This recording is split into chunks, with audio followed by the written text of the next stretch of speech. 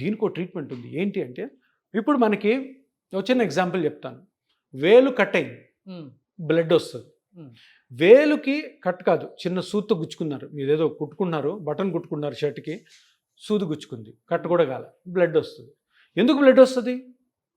Blood vessels నాళాల్లో వెళ్తుంటాయి, పైప్స్లో పోతుంటుంది బ్లడ్. ఆ పైప్కి బొక్కబడింది, బ్లడ్ వస్తుంది. ఇప్పుడు హోల్ పడితే మనం ఏం చేస్తాం? వెంటనే బ్లడ్ వస్తుంటే ఎట్లా ఒత్తుతాం, 10 సెకండ్స్లో ఆగిపోతుంది.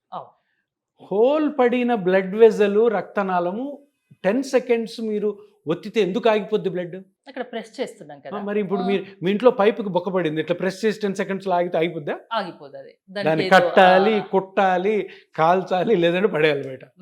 ఇక్కడ ఎందుకు? ఇదే, ఇక్కడ కూడా అదే మెకానిజం. మీ బాడీలో బ్లడ్ ఒక బ్లడ్ వెజల్లో పోతుంటుంది, ఒక పైప్లో పోతుంటుంది, పైప్కి బొక్కబడింది, బ్లడ్ వస్తుంది. కానీ 10 సెకండ్స్లో మీరు ఇట్లా గట్టిగా ఒత్తితే ఆగిపోద్ది.